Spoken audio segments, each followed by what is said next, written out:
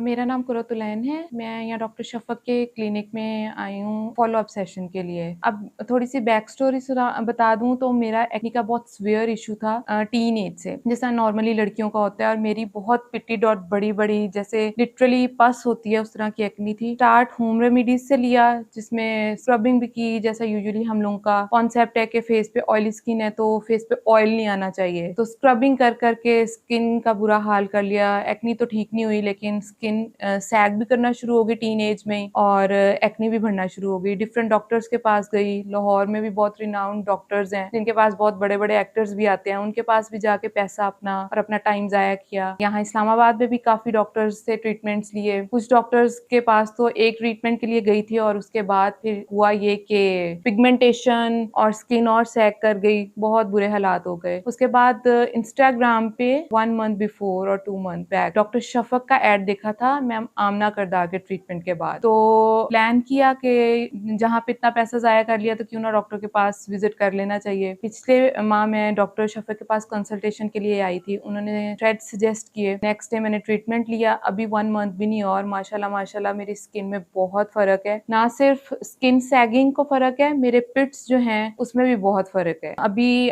मैं मैम के साथ अपनी पिक्चर्स भी शेयर करूँगी। वो भी इंशाल्लाह अगर वो लगाएँगी तो आप उसमें भी क्लियर विज़िबल आपको नज़र आएगा। मेरे जैसे पेशेंट्स जो कि एक्ने और सैगिंग स्किन के लिए जगह-जगह ख़वार हो रहे हैं डॉक्टर्स के पास, मैं उनको सजेस्ट करूँगी कि एक दफ़ा डॉक्टर शफ़क़ के पास ज़रूर आएँ और अपना एक ट्रीटमेंट लेके देखें। मेरा अभी जस्ट फर्स्ट ट्रीटमेंट है और आज मैं फ़ॉलो-अप के लिए आई थी और मैं इतनी एक्साइटेड और खुश हूँ अपने ये रिज़ल्ट्स को लेके कि अब मैं मज़ीद जो है प्रोसीजर्स अपनी एक्ने के लिए और डिफरेंट और इश्यूज़ हैं उनके लिए मैम के साथ कंसल्ट करूँगी और उनके साथ प्रोसीजर्स लूँगी। तो मैं यही सजेस्ट करूँगी कि जो भी एक्ने और इस तरह के दूसरे इश्यूज़ से लड़ रहा है वो मैम के पास एक दफ़ा ज़रूर विज़िट करे।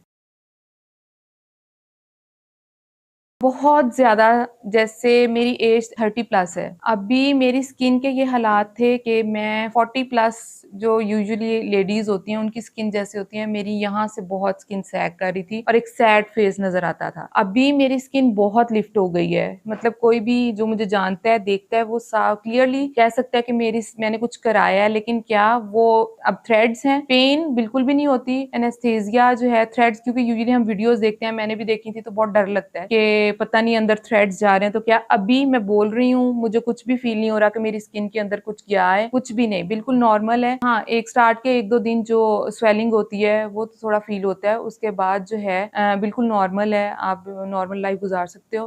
तो थ्रेड्स जो हैं मैं कहती हूँ वंडर है, अगर आप सैगिंग स्किन है और एक्ने है तो ज़रूर कराना चाहिए, उससे बहुत अच्छे रिज़ल्ट्स हैं आते हैं। टीनेज से और आई एम 34 नाउ। तो एक्ने मेरी इनहेरिटेड तो नहीं थी, ऑयली स्किन थी। उसकी वजह से एक्ने एक लाहौर में मेरी एजुकेशन थी।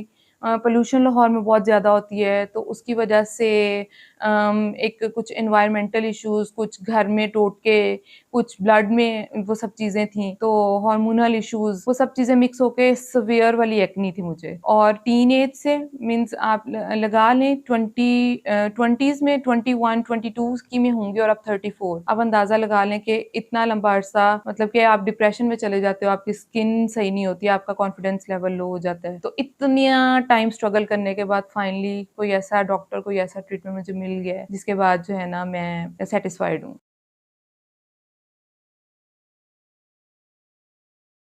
मिक्स्ड रिव्यूज़ थे। पहले तो क्योंकि खुद भी इस फ़ील्ड की हूँ, तो मेरा पहले रिसर्च चलती रहती है, रिसर्च की कि खुद भी पता होना चाहिए कि कौन से ट्रीटमेंट्स और कौन से नहीं। लेकिन हाँ, मिक्स्ड फीलिंग होती है क्योंकि जब आप इतने डॉक्टर्स के पास होके आए हुए होते हो, तो आपको होता है कि आप एक ट्रीटमेंट कराने जा रहे हो, तो डॉक्टर आपको कोई दूसरा सजेस्ट कर देगा। और वो भी ऐसा नहीं होता कि सजेस्ट करेंगे तो उससे आपको कोई फ़र्क पड़ेगा। तो मिक्स्ड फीलिंग्स थी, लेकिन हाँ, मैं आई तरीके से मैम ने ट्रीट किया, कंसल्ट किया, गाइड किया कि ये ट्रीटमेंट है, इस तरीके से जाना चाहिए, पहले क्या-क्या करवाया है, उसके क्या ड्रॉबैक हो सकते हैं मज़ीद अगर वो मैं करवाऊँगी। फॉर एग्ज़ाम्पल मुझे लगा था कि मैं फिलर्स क्योंकि पहले भी कराए थे, लाहौर में एक डॉक्टर उन्होंने मेरे फिलर्स किए थे कि मैं यहाँ पे फिलर्स करा लूँगी तो मेरी ट्रीटमेंट जो है वो ठीक हो जाएगा, मुझे इतने लंबे-चौड़े प्रोसीजर में नहीं पड़ेगा। फिर मैम ने मुझे ड्रॉबैक्स उसके बताए कि क्या कुछ हो सकते हैं, खुद भी जाके सर्च किए तो हाँ, समझ में आई चीज़। तो नेक्स्ट डे फिर जब मैं अपने आप को मना लिया कि अच्छा चलो गो फॉर इट, यहाँ पे इतने ट्रीटमेंट्स कराएँ, वो करा लेना चाहिए। तो फिर अगले दिन जो है मैं ट्रीटमेंट कराया तो अभी अभी 1 मंथ भी नहीं हुआ, तो मैं सैटिस्फाइड हूँ।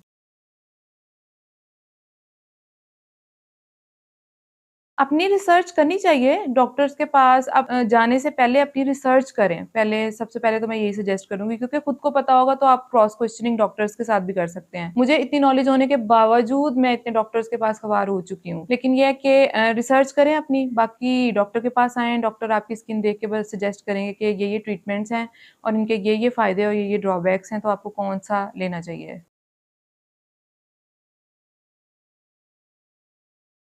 रिव्यूज़ होते हैं जैसे मैंने मैम आमना का डिटेल रिव्यू था, जिसमें उन्होंने खुद से बताया हुआ था उनके बिफोर एंड आफ्टर प्रोसीजर के पिक्चर्स भी थी, वीडियोज़ भी थी, उन्होंने अपना रिव्यू दिया हुआ था। रिव्यूज़ जो हैं वो मेन चीज़ होती है। अगर जैसे आज मैं बैठी रिव्यू दे रही हूँ, तो हो सकता है कि मेरी जर्नी देख के कल को कोई और मेरी जगह बैठ के रिव्यू दे रहा हो। रिव्यू चेक करें डॉक्टर के, एक दफ़ा विज़िट ज़रूर करें, डॉक्टर से बात करके देखें कि वो आपको बात करके पता चल जाता है कि एक डॉक्टर जो है वो आपको अच्छे से गाइड कर रहा है या नहीं कर रहा है। फिर आपका दिल मानता है तो आप गो फॉर इट और मैं डॉक्टर शफ़क़ का तो सजेस्ट करूँगी क्योंकि मेरा अपना पर्सनल एक्सपीरियंस है कि ज़रूर एक दफ़ा विज़िट करें, मायूस नहीं होंगे।